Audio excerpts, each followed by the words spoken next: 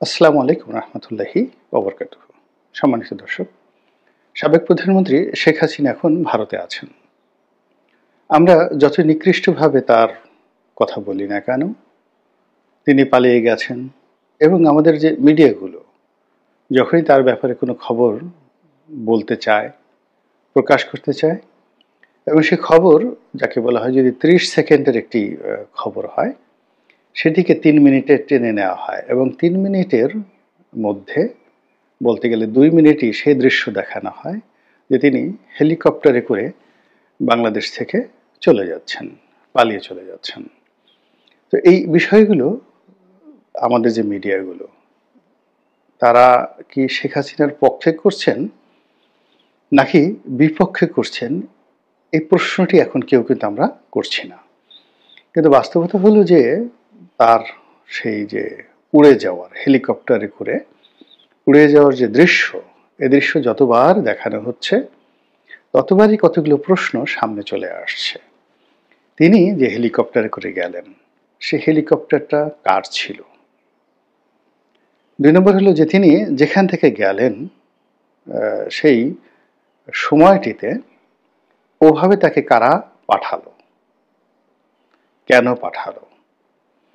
এরপর তিনি যে বাংলাদেশ থেকে ভারতে গেলেন, ইচ্ছা করলে তো আমরা কেউ ভারতে যেতে পারি না। সেখানে বাংলাদেশ থেকে যাওয়ার জন্য একটা প্রোটোকল লাগে। আবার সেখানে যারা গ্রহণ করবেন তাদেরও একটা প্রোটোকল লাগে। তো শেখ হাসিনার এই যে যাওয়া, ভারতে যাওয়া, এটা এমন নয় বা এটা সম্ভবও নয় যে হঠাৎ করে তিনি তার মনে হলো যে আমি এখন ভারত চলে যাব। এটাও সম্ভব নয়। অথবা আমি এমন একটা অবস্থার মধ্যে পড়েছি, ১ মিনিটের মধ্যে আমাকে পালাতে হবে এবং পালানো যে কথাটা, যখন মানুষ পালায় তখন সে দিশেহারা হয়ে যায়। তার কোনো আশ্রয় থাকে না এবং পালানোর জন্য কোনো টার্গেট থাকে না। আগেকার দিনের রাজা বাদশাহরা যেটা পালাতেন, পালানোর জন্য একটা সুড়ঙ্গ তৈরি করে রাখতেন। তো সুড়ঙ্গের ৩ থেকে ৪টি দরজা থাকতো। যেমন ধরুন আমাদের লালবাগ দুর্গের যে সুড়ঙ্গটি বন্ধ আছে। কেন বন্ধ আছে? অবাক করার বিষয় যে আপনারা এটা নিয়ে এখনো অনেকে প্রশ্ন করেন। কিন্তু যারা লালবাগ দুর্গে গিয়েছেন সবারই অদম্য একটা আগ্রহ যে ওই যে সুড়ঙ্গ পথ যেটি দিয়ে পালানোর রাস্তা রয়েছে। তো সেই রাস্তাটার সন্ধান করা, খুঁজে বের করা, কিন্তু সেটা বন্ধ করা আছে। কেন বন্ধ করা আছে? এর কারণ হলো অনাদিকাল থেকে, অর্থাৎ সেই আদিকাল থেকে রাষ্ট্রের এমন কতগুলো গুরুত্বপূর্ণ বিষয়, যেমন বাংকার, রাজার পালানোর জায়গা, কিভাবে পালালেন, এগুলো একটা সিক্রেট। এগুলো সাধারণের কাছে সাধারণত খুলে দেওয়া হয় না। পৃথিবীর সব রাজপ্রাসাদে পালানোর জায়গা কিন্তু ছিল। সুলতান সুলেমানের প্রাসাদে ছিল, মুঘলদের যে লালকেল্লা সেখানে ছিল, তারপর বাংলাদেশের সকল প্রাসাদগুলোতে ছিল, সকল কেল্লাতে ছিল। কিন্তু এগুলো কোনো অবস্থাতেই জনগণের জন্য উন্মুক্ত করে দেয়া হয় না। এর কারণ হলো পালানের যে নিয়ম, কানুন এবং কৌশল, সেই ১০,০০০ বছর আগের রাজারও যা ছিল, এখনকার যে রাজা তাদেরও কিন্তু ঠিক একই, কোনো ১৯-২০ হয়নি। যে কাজেই জনগণের সামনে যদি এগুলো উন্মুক্ত করে দেয়া হয়, আমাদের এখন বঙ্গভবন আছেন, ওখানে যদি কোনো কারণে প্রেসিডেন্ট সাহেবকে পালাতে হয়, তাহলে আপনি গিয়ে দেখবেন যে সেখানে সেইভাবে আয়োজন করা হয়েছে যেভাবে লালবাগ কেল্লায় আয়োজন করা হয়েছিল। সুবেদার আজম শাহ, উনি যে লালবাগ কেল্লা দুর্গ নির্মাণ করেছিলেন, মুঘল সম্রাট আওরঙ্গজেবের সন্তান এবং শায়েস্তা খাঁর মেয়ের জামাই। তো তিনি যে পদ্ধতি অবলম্বন করেছিলেন, অলমোস্ট হুবহু ঠিক সেম পদ্ধতি গণভবনে, বঙ্গভবনে রয়েছে। অথবা আগ্রার যে দুর্গ, কিংবা কলকাতার যে ফোর্ট উইলিয়াম দুর্গ, অথবা ধরুন দিল্লির লালকেল্লা, এরপর আপনি চলে যান ইংল্যান্ডের বাকিংহাম প্যালেস আর ফ্রান্সের এলিসি প্রাসাদ। প্রায় সব জায়গাতে আপনি পালানোর জন্য যে রাস্তাটি, পদ্ধতিটি একেবারে অলমোস্ট সেম। তো যার জন্য এই জিনিসগুলো সাধারণত জনগণের কাছে উন্মুক্ত করা হয় না, এগুলো খুব গোপনীয় একটা বিষয়। তো শেখ হাসিনা যদি পালাতেন, তাহলে তিনি লোকচক্ষুর অন্তরালে চলে যেতেন। ওখানে পালানোর জন্য অনেক সুন্দর সুন্দর জায়গা গণভবনেও আছে, বঙ্গভবনেও আছে। মানে তাকে আপনি আর খুঁজে পাবেন না লোকচক্ষুর অন্তরালে। কিন্তু আমরা তাকে দেখেছি। তো সমস্ত ক্যামেরা সামনে হেলিকপ্টারে করে তিনি চলে গেছেন সবার সামনে। তিনি নিজে গেছেন অথবা তাকে বাধ্য করা হয়েছে চলে যাওয়ার জন্য, এরকম। কিন্তু তিনি পালিয়েছেন। পালানো বলতে তাকে গোপন জায়গা দিয়ে গোপনে যেতে হবে যেন কেউ তাকে বুঝতে না পারে। অর্থাৎ তিনি যদি সফল হন পালানোর ক্ষেত্রে, তো সেক্ষেত্রে তিনি নতুন করে উদিত না হওয়া পর্যন্ত কেউ তাকে দেখতে পাবেন না কিভাবে তিনি পালালেন। তাহলে পালানো এই শব্দটি প্রযোজ্য হবে না। আর তিনি যদি ধরা পড়েন, পালানো অবস্থায় ধরা পড়েন, তখন যেখানে ধরা পড়লেন ওটি প্রকাশিত হবে। সাদ্দাম হোসেন পালিয়েছিলেন, তো তাকে একটা কবরের মধ্যে থেকে বের করা হলো। তারপরে গাদ্দাফি পালিয়েছিলেন, তাকে একটা পরিত্যক্ত বাড়ির মধ্যে থেকে বের করা হয়েছিল। এরকম অনেকে পালিয়েছেন তো পালানো অবস্থা থেকে। তো শেখ হাসিনা যদি পালাতেন তাহলে তাকে গোপন জায়গা থেকে উদ্ধার করতে হতো যদি আমরা ধরতে পারতাম। আর তিনি যদি পালিয়ে ভারতে চলে যেতেন, চলে যাওয়ার পরে দিল্লিতে তাকে দেখা গেলে আমরা বলতাম যে তিনি কিভাবে গেলেন, কোন পথ দিয়ে গেলেন। কিন্তু যেহেতু আমরা তার পুরো বিষয়টি, অর্থাৎ গণভবন থেকে তিনি হেলিকপ্টারে ওঠা, প্রত্যেকটারই একটি স্থির চিত্র রয়েছে। তো এটাকে আসলে আপনি অনেক কিছু বলতে পারেন, কিন্তু এটাকে পালানো বলাটা এটা ব্যুৎপত্তিগতভাবে এটা ভুল আছে, ভ্রান্তি আছে এবং এটা সঠিক নয়। এবং সঠিক না থাকার কারণে কি হচ্ছে, শেখ হাসিনা গেছেন, তিনি আবার ফিরে আসবেন, কাম ব্যাক, রিটার্ন, এই জিনিসটি আসে। আর যখন আপনি পালানো, কাউকে পালিয়ে যাওয়ার সুযোগ দেন বা কেউ পালিয়ে যায়, তখন সেটাকে আর ফিরে আসা তার কোনো স্কোপ থাকে না। পালানো জিনিসটারই যাকে বলা হয় পরিণতিটা ভিন্ন হয়। তো শেখ হাসিনা যেহেতু সবার চোখের সামনে দিয়ে চলে গেছেন, উড়ে গেছেন, আবার এখন যেখানে আছেন সারা দুনিয়া জানে তিনি সেখানে রাজকীয় মেহমান রূপে আছেন, তো কাজেই তার ফিরে আসা নিয়ে আলোচনা হচ্ছে। তিনি তার শাসন ক্ষমতাকালীন সময় আয়রন লেডি হিসেবে পরিচিত ছিলেন, ভীষণ রকম আয়রন লেডি, এবং যেন তেন আয়রন লেডি নয়। তার বিরুদ্ধে অভিযোগ তিনি যা ইচ্ছে তাই করতেন, খুন, গুম, তারপরে ক্রসফায়ার, বিচার বহির্ভূত হত্যা যেটাকে আমরা বলি, তারপর অবিচার, তারপরে সাজানো বিচার, কি না।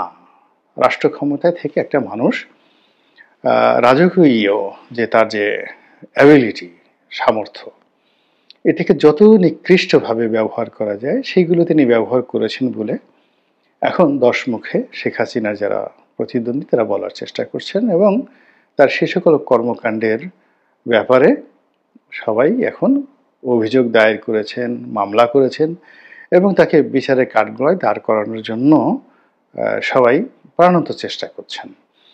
তো এই ক্ষেত্রে শেখ হাসিনার ফিরে আসা তো প্রশ্নই আসে না। তাকে গ্রেপ্তার করে আনতে হবে, তাকে ধরে আনতে হবে, এবং তিনি যখন আনবেন, বাংলাদেশে আসবেন, তার হাতে শিকল পরানো থাকবে, পায়ে শিকল পরানো থাকবে, ডান্ডা বেড়ি পরানো থাকবে।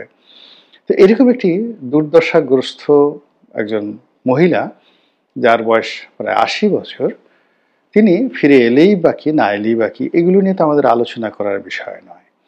কিন্তু তিনি যখনই কোনো একটা টেলিফোনে তার এক কর্মীর সঙ্গে কথা বলে যে আমি আসছি সীমান্তের কাছাকাছি, অমনি আমাদের অনেকের হৃৎপিণ্ডের মধ্যে ধক ধক শুরু হয়ে যায়, দিল কিউ না ধাক ধাক করে। এটা সেই বিখ্যাত গান আছে না, কাজল গিয়েছিল, আই এম 16 গোয়িং অন 17, দিল কিউ না ধাক ধাক করে। তো যখন কিশোর বয়স থাকে, কিশোরী বয়স থাকে, তখন প্রেমের যে তাড়না, সেই প্রেমের তাড়নায় মানুষের হৃদয়ের মধ্যে একেবারে উথাল পাথাল করে। এটিকে বলা হয় ধাক ধাক করে, দিল কিউ না ধাক ধাক করে। কিন্তু যখন আপনি আতঙ্কগ্রস্ত হয়ে যাবেন, তখন আর দিল ধক ধক করে না, তখন হৃৎপিণ্ডের যে স্পন্দন, সে স্পন্দন বন্ধ হয়ে যায়। নর্মাল যদি ধরেন আপনার হৃৎপিণ্ডের যে শব্দ, এটি আপনি ঢোলের বাড়ির সঙ্গে তুলনা করেন, তাহলে ভয় পাওয়ার পরে কোনো একটি রাক্ষস দেখলেন, খোক্কস দেখলেন, জিন ভূত দেখলেন, সাপ দেখলেন, এরপর আপনি ভয় পেলেন। মানে কোনো ডাক্তার তার যে যন্ত্র, এই যন্ত্র আপনার বুকে লাগিয়েও আপনার হৃৎপিণ্ডের শব্দ শুনতে পাবে না। হৃৎপিণ্ড বন্ধ হয়ে যায়। এখন শেখ হাসিনা যখন আসবে বাংলাদেশে, যদি আমরা বিজয়ী হতাম বা আমরা যদি সুবিধাজনক অবস্থানে থাকতাম, তাহলে আমাদের ওই হৃদয়ের মধ্যে দিল কেউ না ধাক ধাক করে যে আমরা এখন তাকে পেয়েছি, তাকে বিচার করব। আগেকার দিনে এরকম হতো, মানুষকে শুলে চড়ানো হতো, হাজার হাজার মানুষের দৃশ্য দেখতো, তারপরে মানুষকে ফাঁসি দেওয়া হতো, বড় বড় রাজাকে সেই শিকলবন্দি করে প্রকাশ্য দরবারে এনে তাকে বিচার করা হতো। তো এই জিনিসগুলো মানুষ উৎসুকজনতা দেখতো। অনেক বড় বড় রাজকুমারকে তারা বাঘের সামনে ফেলে দেওয়া হতো, সিংহের সামনে ফেলে দেওয়া হতো। আর সেই কলোসিয়ামে গিয়ে, রোমান কলোসিয়াম, সেখানে গিয়ে হাজার হাজার মানুষ সে দৃশ্য দেখে সেই দিল কিউ না ধাক ধাক ভীষণ রকম আনন্দ পেত। তো শেখ হাসিনা বাংলাদেশে আসবেন বা তাকে আনা হবে, এই দৃশ্য কল্পনা করলে আমাদের মনে তখনই আনন্দ হবে যখন আমরা একেবারে 100% কনফার্ম হব যে আমরা বিজয়ী হয়েছি এবং শেখ হাসিনা দুর্বল, সে আমাদের কিছুই করতে পারবে না। কিন্তু যখন তার আশার শব্দ আমরা শুনি, অমনি আমাদের অনেকের সেই হৃৎপিণ্ড বন্ধ হয়ে যায়, অনেকে উত্তেজিত হয়ে যান, গালাগাল করেন, এবং গালাগাল সবসময় দুর্বলের ভাষা। কখনো গালাগালি কোনো ভদ্রজনের ভাষা হয় না। গালাগাল করে কেউ কখনো জীবনে জয়লাভ করেনি। কোনো শক্তিশালী মানুষ পৃথিবীতে কখনো গালাগাল দেয়নি।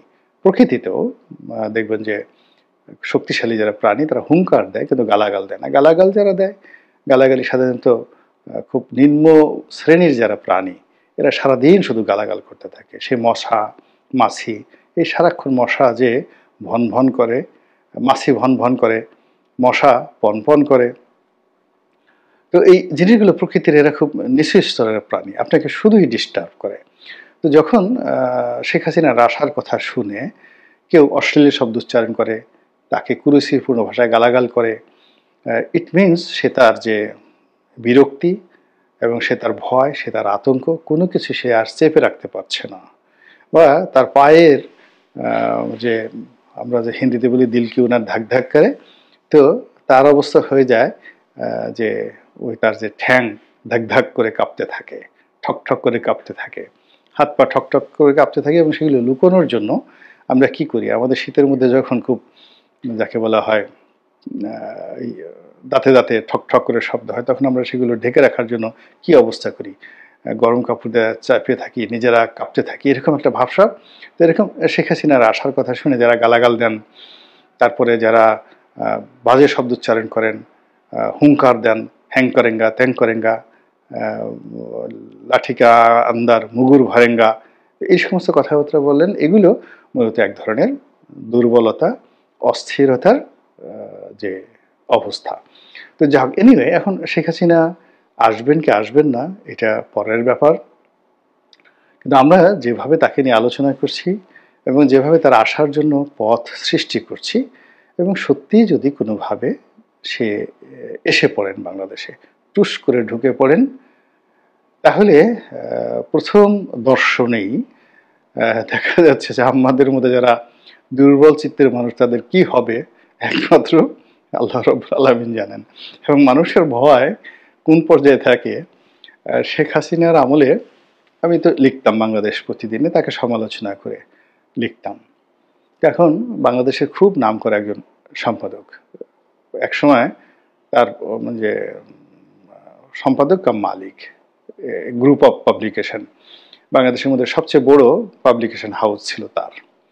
তো আমি সেখানে চাকরি করতাম একসময়। তো আমার সেই বস, তিনি ফোন করলেন যে, বাবা রনি, তুমি তো লেখো, আমি কয়েকদিন পড়ছি, তো তোমার এই লেখা পড়ে আমার এতটা ভয় লাগে, আমি আর পরে আর ওই লেখাগুলো পড়তেও সাহস পাই না, যে আমি যে এই লেখাগুলো পড়ছি এটা যদি কেউ জেনে যায় তাহলে না জানি আমার কি হবে। তো এই হলো মানুষের ভয়ের সংস্কৃতি। এখন শেখ হাসিনার জীবনের সফলতা হলো, তার অনেক ব্যর্থতা থাকতে পারে, সফলতা হলো যে সে এখনো পর্যন্ত সুদূর প্রবাসে থেকে আমাদেরকে ভয় দেখাতে পারছেন, ভীষণ রকম ভয় দেখাতে পারছেন।